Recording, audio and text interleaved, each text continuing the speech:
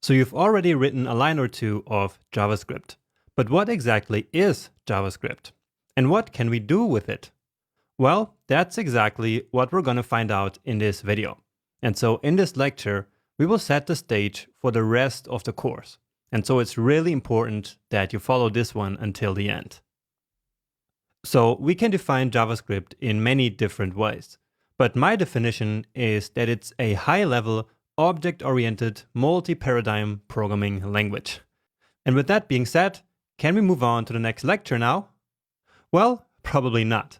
Because what does any of that actually mean? So let's deconstruct this just a little bit to at least make some sense out of this.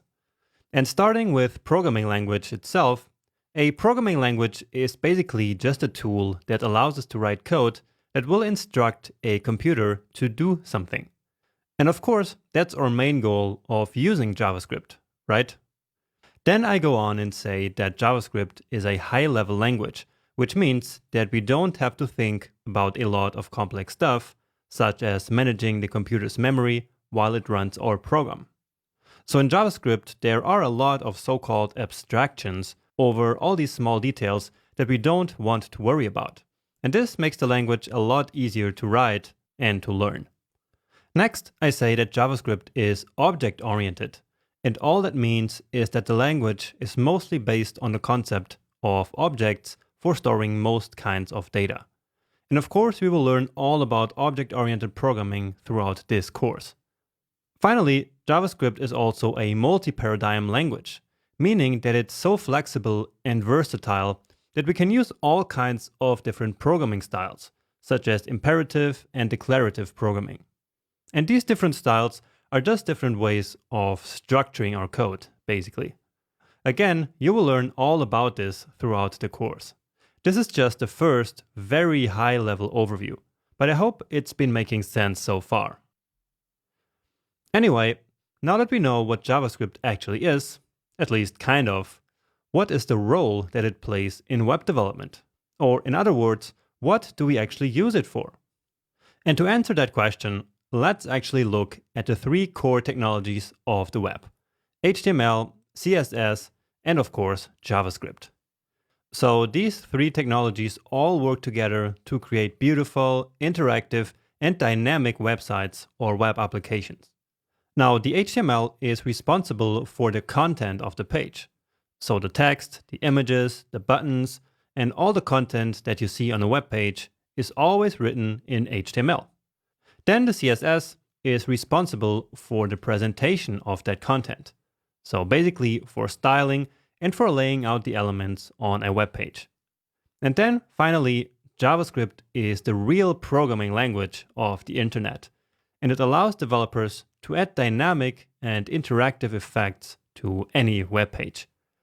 We also use it to manipulate the content or the CSS, load data from remote servers, and really build entire applications in the browser, which we then call web applications. Now we can also use the analogy of nouns, adjectives, and verbs to make this separation of roles a bit easier to understand. So in this analogy, HTML represents the nouns, for example, saying that the P element is a paragraph. And so paragraph is the noun here. The CSS then is the adjective, because it describes the noun. Like this piece of CSS saying the paragraph text is red. And so here, red is the adjective describing the noun. And finally, JavaScript is of course the verb, like saying hide the paragraph. And so here we are doing something, and so we have a verb. Okay? Does that make sense? Now, since we've been talking a lot about dynamic effects and web applications here, let's now actually take a look at a real example to make it even more clear what JavaScript is capable of. And so this is the Twitter web application on twitter.com. And there is a lot happening as we open a profile page like this one. And so I thought that this was a very cool example. So right off the bat, you see that there are these two rotating spinners on the page, meaning that JavaScript is probably loading some data from the Twitter service in the background. Then, as the data arrives, JavaScript hides these spinners and instead shows the loaded content. So this is a very cool example of manipulating styles and content, right? But there's also some simpler dynamic effects on this page, like JavaScript showing the tweet box whenever we hit the tweet button and then hides it as we click outside of that box. And finally, JavaScript also displays this really nice user information as we hover our mouse over any user on Twitter. And it probably also loads this data on the fly. So a lot of cool stuff going on here, and it's all powered by JavaScript. How cool is that? And in fact, by the end of the course, you will actually know how to use all of these techniques that we just saw here. And so I hope that this makes you even more excited about all the content ahead. All right, now that we saw what JavaScript is really capable of, let's quickly recap and also look at other cool stuff that we can build with the power of JavaScript. So as you already know, JavaScript allows us to add dynamic effects to pages and, in fact, to build entire web applications in the browser. And these applications feel almost like the apps that we use on our computers and phones every single day.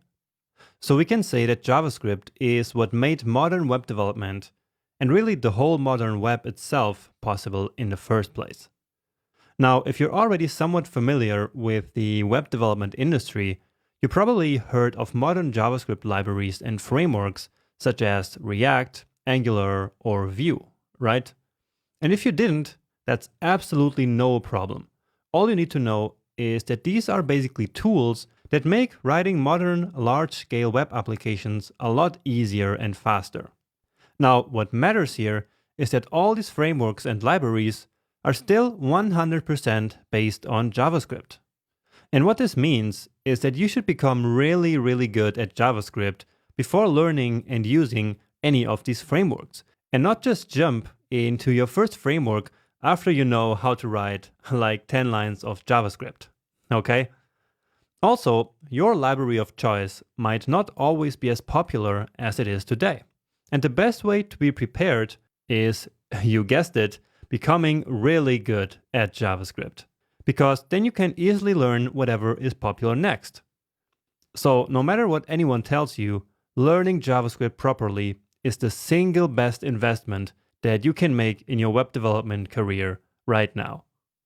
Now, the JavaScript language and the web browser are actually two separate things. And what that means is that JavaScript can also run outside of web browsers. For example, it's possible to use JavaScript on a web server using a very popular technology called Node.js, which doesn't need any browser at all. And this allows us to create so-called back-end applications, which are simply applications that run on a web server and interact with databases and stuff like that. On the other hand, when we use JavaScript in the browser, we create so-called front-end applications. So in this course, we will learn the ins and outs of the JavaScript language itself, and of course also how to use it in the browser in order to create all these amazing effects that we've been talking about. So basically, we're going to be building front-end web applications. And in the future, I might also add a section about Node.js at the end of this course, so that you can get a sense of how we can use JavaScript outside of the browser environment as well. All right, and now just to finish, I want to mention that we can actually also use JavaScript to build kind of native mobile applications, as well as native desktop applications for any phone and computer operating system out there. That's because of modern tools like React Native, the Ionic framework, and tools like Electron. These have completely changed the whole development industry over the last couple of years, making things possible that were never possible before. So as you can see, there's almost nothing that you can't build after becoming really good at JavaScript, which, if you think about it, is really kind of mind-blowing. It's just amazing because the possibilities are so endless. Okay, and now to finish this lecture, I want to briefly talk about JavaScript releases, or versions as you might call them. We will come back to this topic by the end of the section because it's super important, But it's also a good idea to get a first overview of JavaScript releases at this point. Anyway, to make a long story short, there has been a huge update to the language in 2015, which is officially called ES 2015. But most people just call it ES 6, simply because it was the release after ES 5. And by the way, ES stands for ECMAScript. Now, after ES 2015, there is now a yearly new release with a couple new JavaScript features. In all of these new releases or versions, starting from ES 2015, is what we call modern JavaScript. But why am I telling you all this? Well, it's simply because in this course, I'm going to teach you modern JavaScript right from the beginning. And I wanted to make that very clear right from the start. However, I'm also convinced that you need to understand what came before ES 2015, so ES 5. And so I will also show you what's important of ES 5. The reason for that is in a complete video about JavaScript releases at the end of this section. Because now I no longer want to bore you with theory. So instead, let's now finally get started.